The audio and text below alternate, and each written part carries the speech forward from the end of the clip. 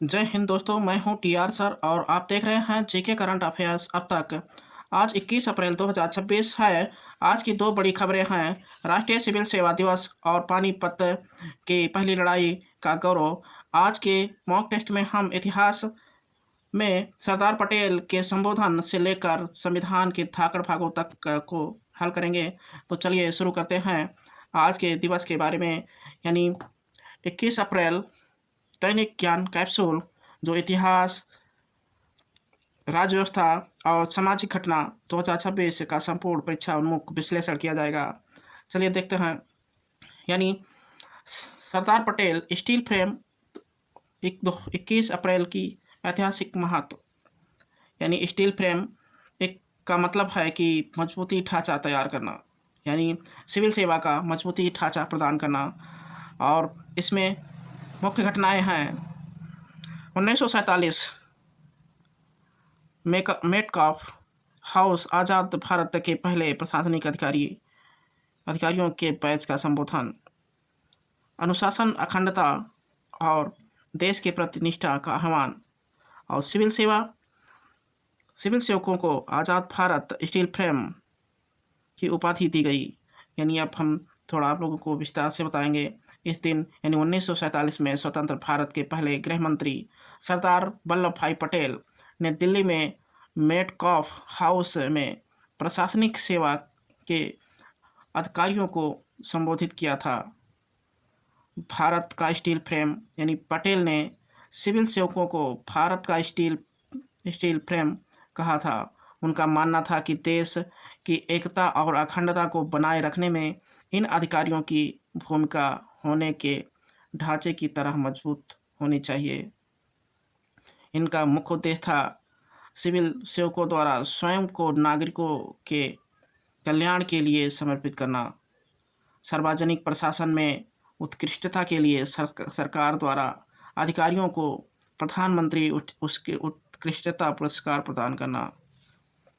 यानी 21 अप्रैल को देश में प्रशासनिक ढांचे को चलाने वाले लोक सेवकों को समर्पित राष्ट्रीय सिविल सेवा दिवस मनाया जाता है। आगे देखते हैं 21 यानी आज ही के दिन साम्राज्य का उदय और पतन भी हुआ था। यानी 1926 पानीपत की पहली लड़ाई और 1799 श्रीरंगपट्टनम की युद्ध। तो चलते हैं, देखते हैं पानीपत की पहली लड़ाई, जो बाबर बनाम इब्राहिम लोदी यानी मुग़ल साम्राज्य की नींव, यानी इतिहास की निर्णायक जंग पानीपत का प्रथम युद्ध 21 अप्रैल 1526 को हुआ था, जिसमें बाबर यानी जो मुग़ल बादशाह था और इब्राहिम लोदी जो दिल्ली का सुल्तान था, इनके बीच युद्ध हुआ, जिसमें जीत बाबर की हुई और इब्राहिम लोदी की हार हुई और उनकी मृत्यु हुई। परिणाम क्या था? भारत में मुग़ल साम्राज्य की स्थापना और लोदी वंश का अंत हो गया।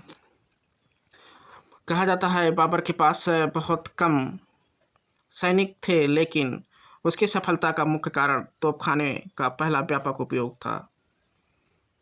अब देखते हैं 1799 श्रीरंगपट्टनम, यानी टीपू सुल्तान की हार और ब्रिटिश सेना का श्रीरंगपट्टनम किले पर कब्जा और मैसूर राज का पतन।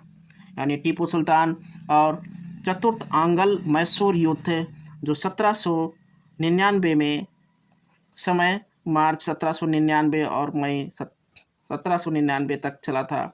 टीपू सुल्तान और ईस्ट इंडिया कंपनी के बीच यह युद्ध हुआ था और ईस्ट इंडिया कंपनी का नेतृत्व करने वाला लॉर्ड वेलेस्ली था। परिणाम क्या हुआ कि टीपू सुल्तान की हार और श्रीरंगपट्टनम की रक्षा करते हुए उनकी मृत्यु 4 मई 1799 को हो गई। इनका हार का मुख्य कारण था कि अपनों के द्वारा गद्दारी की वजह से उनकी हार हुई। आइए चलते हैं, देखते हैं विश्व इतिहास से जुड़े कुछ महत्वपूर्ण घटना। यानी 1902 विज्ञान और तानाशाह। देखते हैं विज्ञान और तानाशाही। यानी 1902 मैरी क्यूरी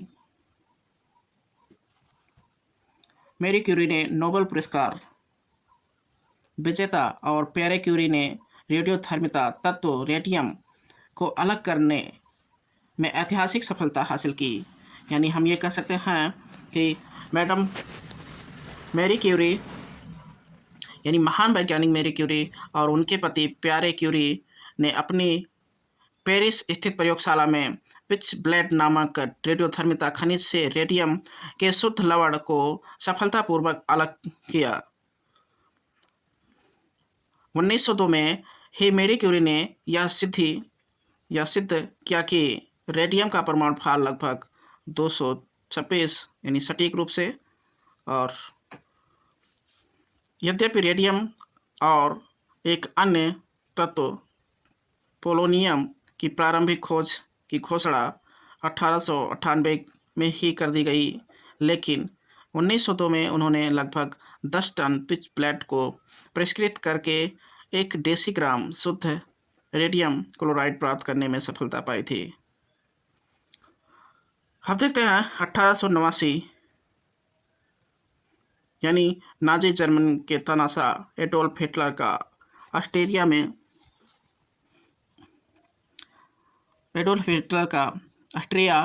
में जन्म। तो चलिए ध्यान देते हैं, यानी हिटलर 20वीं सदी के सबसे क्रूर और चर्चित तानाशाह में से एक एडोल्फ हिटलर का जन्म ऑस्ट्रिया यानी हंगरी साम्राज्य के ब्रोनो नामक स्थान पर हुआ था। हिटलर ने national socialist German workers party का नेतृत्व किया, जिसे इतिहास में नाजी पार्टी के नाम से जाना जाता है। इस पार्टी का प्रतीक चिन्ह वास्तविक था। वर्ष 1933 में हिटलर जर्मन का चांसलर बना। इसके बाद उसने लोकतांत्रिक संस्थाओं को समाप्त कर दिया और खुद को जर्मनी का सर्वोच्च नेता यानी फ्यूहर घोषित कर दिया। हिटलर की आत्मकथा का नाम मैन कैंप है, जिसका हिंदी में अर्थ है मेरा संघर्ष। हिटलर की विस्तारवादी नीति के कारण ही द्वितीय विश्व युद्ध शुरू हुआ था।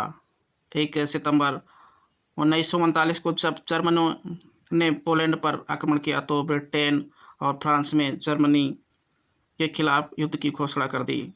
तो इस तरह से हिटलर को तानाशाह कहा जाता है। अब देखते हैं हम शक्ति से सुशासन तक यानी भारत का विकास यात्रा, यानी 1526 विजय, तोपखाने से साम्राज्य की स्थापना यानी पानीपत, सैन्य बल पर आधारित शासन, 1947 प्रशासन, स्टील फ्रेम का निर्माण, एक स्वतंत्र राष्ट्र के लिए मजबूत प्रशासनिक ढांचा और संविधान नियम, राज्य व्यवस्था यानी भाग 17 से प्रशासन को चलाने के लिए संवैधानिक नियम का संशोधन किया गया।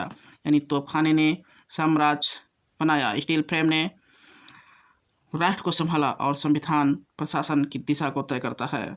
यानी जो सरदार पटेल के द्वारा संबोधन किया गया उससे जुड़े कुछ महत्वपूर्ण बातें इस तरीके से है। अब हम देखते हैं संविधान से संबंधित महत्वपूर्ण बातें।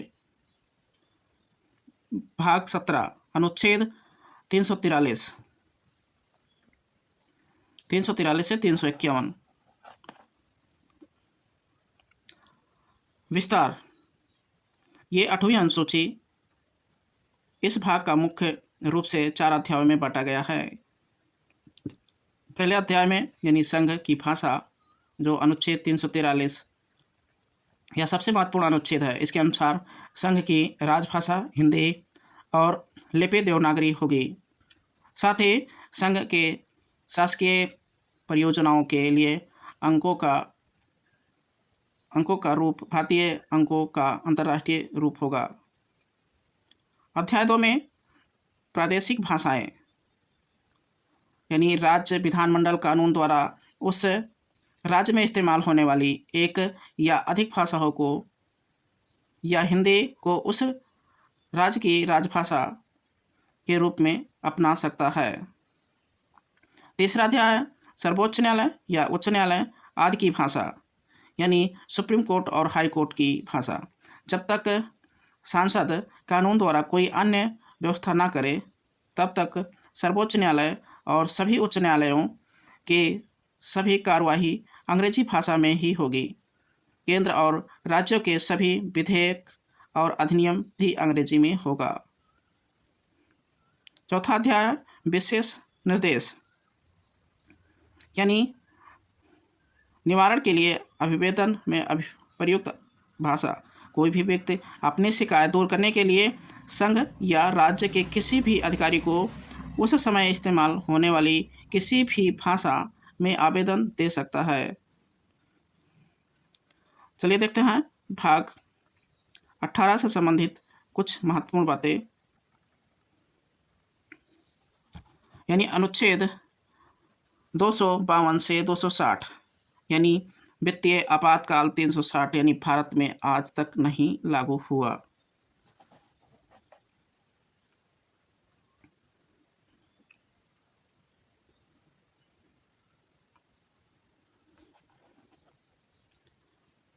भाग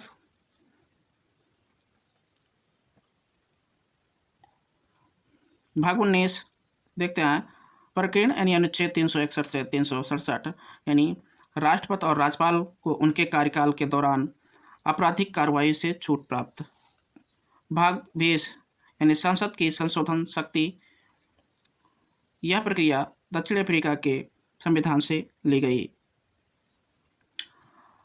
करंट अफेयर्स, यानी नवीनतम अपडेट से संबंधित कुछ महत्वपूर्ण बातें देखते हैं। जैसे यूएनएस की नई नियुक्ति, वरिष्ठ राजनयिक रुचिरा काम्बोज संयुक्त राष्ट्र सुरक्षा परिषद में भारत की अगली अस्थायी प्रतिनिधित्व नियुक्ति की गई हैं। दादा साहेब फाल्के पुरस्कार 2026 अमिताभ बच्चन को भारतीय सिनेमा ने उत्कृष्ट योगदान के लिए सम्मानित किया। शॉर्टेज ऑफ वुमेन्स क्रिकेट, यानी आईसीसी द्वारा महिला क्रिकेट को बढ़ावा देने के लिए एक नए वैश्विक अभियान की शुरुआत की गई। अब इन सभी से जुड़े 10 महत्वपूर्ण प्रश्नों की ओर चलते हैं और आप अपने प्रश्नों के जवाब देने का प्रयत्न करेंगे। यानी पहला प्रश्न है, राष्ट्रीय सिविल सेवा दिवस प्रतिवर्ष किस तिथि को मनाया जाता है? ऑप्शन 7 अप्रैल, ऑप्शन वे 14 अप्रैल, ऑप्शन सी 17 अप्रैल, ऑप्शन डी 21 अप्रैल। तो राइट आंसर ऑप्शन डी, यानी 21 अप्रैल को मनाया जाता है।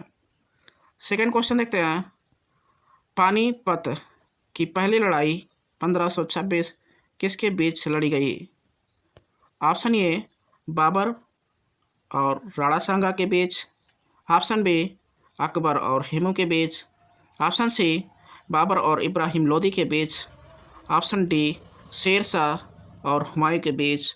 तो राइट आंसर ऑप्शन सी, यानी बाबर और इब्राहिम लोदी के बीच लड़ी गई। अगला क्वेश्चन देखते हैं, सरदार पटेल ने सिविल सेवकों के पहले बैच को मेटकाफ हाउस में किस वर्ष संबोधित किया था? Option A 1947, option B 1950, option C 1952, option D 1956। तो चौथे का राइट आंसर ऑप्शन ए, यानी 1947 में की गई थी। अगला क्वेश्चन देखते हैं, 21 अप्रैल 1799 को ब्रिटिश सेना ने किस किले पर कब्जा कर टीपू सुल्तान को हराया? Option A Lal Qila, option B Srirangapatnam का किला, ऑप्शन सी आगरा का किला, ऑप्शन डी ग्वालियर का किला। तो राइट आंसर ऑप्शन बी, यानी श्रीरंगपट्टनम का किला, राइट आंसर। अगला क्वेश्चन देखते हैं, संविधान के किस भाग में संविधान संशोधन की प्रक्रिया दक्षिण अफ्रीका से ली गई? ऑप्शन ए भाग 17, ऑप्शन बी भाग 18, ऑप्शन सी भाग 19, ऑप्शन डी भाग 20। तो राइट आंसर ऑप्शन डी यानी भाग 20 राइट आंसर। अगला क्वेश्चन देखते हैं। 44वां संविधान संशोधन 1978 द्वारा भाग 18 में आंतरिक अशांति के स्थान पर कौन सा शब्द जोड़ा गया? ऑप्शन ए शुद्ध, ऑप्शन बी सशस्त्र विद्रोह, ऑप्शन सी बाहरी आक्रमण, ऑप्शन डी संवैधानिक विफलता। तो राइट आंसर ऑप्शन बी सशस्त्र विद्रोह।